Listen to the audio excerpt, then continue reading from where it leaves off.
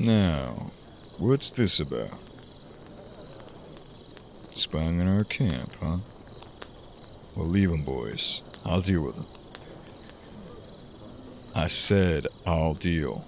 Go on, get. See if there are any others out there. I better not hear another word out of any of y'all's mouths.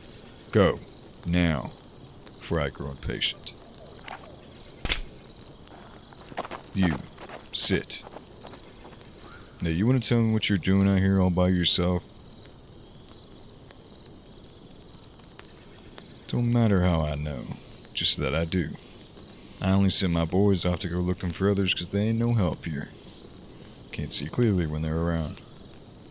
Besides, it's a little thing like you gonna do against me and my 6-shooter, huh? Even if you didn't have your hands tied behind your back, you're not going anywhere soon except for 6 feet underground if you try to make a move. I'll ask you again, what are you doing out here? And don't lie, I'll know.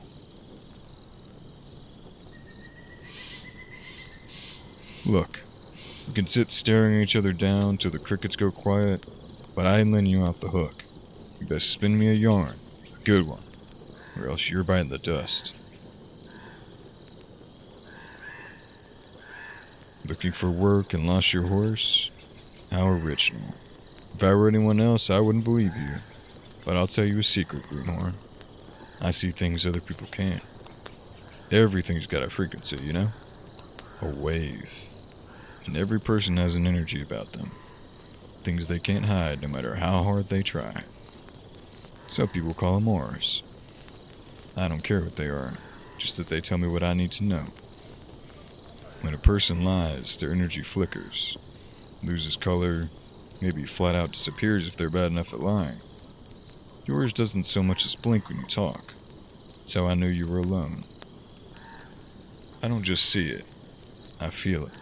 When I reach out, there's nothing beyond the camp aside from little critters and my boys. I sent them out so we could have a proper conversation, and if all goes well, they'll be out for a while yet. Now, think carefully about your answer to this next question. If I untie you, are you gonna play nice? No.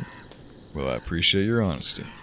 Most people think I'm a liar when I tell them about my proclivities. And so they just carry on fibbing. Truth is, it scares them. But I can tell it don't scare you. You know what fear looks like? It looks yellow. But not sunshine, dandelion yellow. It's sick and heavy. Oppressive and terror. Terror shoots out at people like arrows.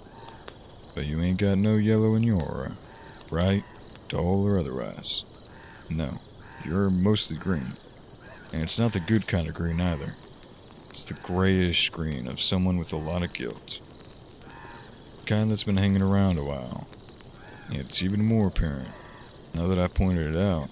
And now that you're thinking about it, maybe it'll comfort you to know that all I can figure is how you feel, not what you've done.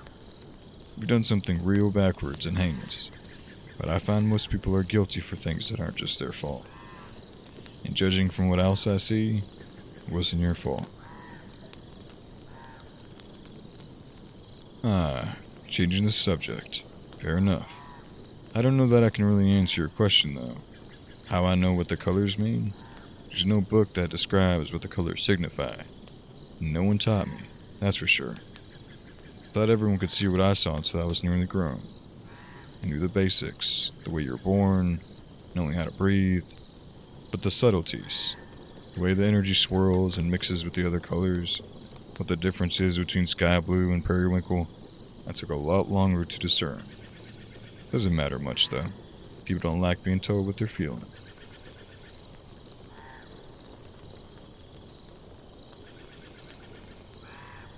Another good question. Mine, for some reason, I can only see in a reflection.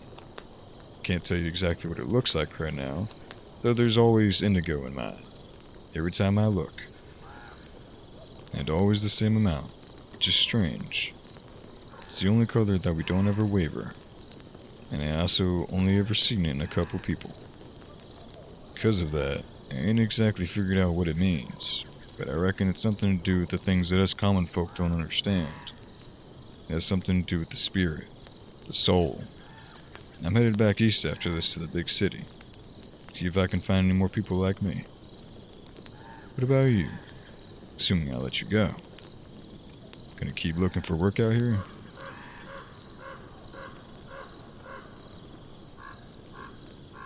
May be the plan, but plans change. Your horse doesn't seem to want no part of it anyway. Just spooked, huh? You don't want an easily spooked horse out here, I'll tell you that. Safer being on a foot than on a nervous horse. And you don't want to be alone out there neither. You best find another cowpoke like yourself to watch your back. You gotta sleep sometime, don't you? Speaking of, I'm gonna pour myself a cup of coffee. Best security this side of Mississippi, but only if I'm awake. You want any? There you go lying. I thought you learned. You just don't want to accept anything from me, do you? How about this? If you promise not to give me any trouble, I'll untie you and give you the coffee in exchange. That way it's a deal and neither of us owes the other. Sound good? Alright. Hold still. I'll cut you loose.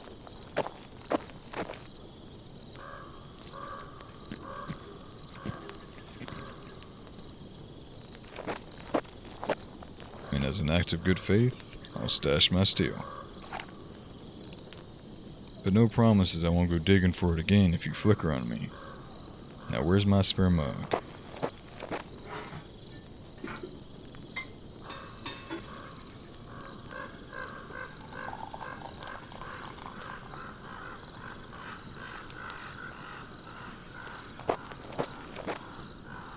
Here you are. That ought to put a pep in your step. Or give you heart palpitations at the very least. Better than the brown water James brews every morning. You can see to the bottom of the mug even when it's full.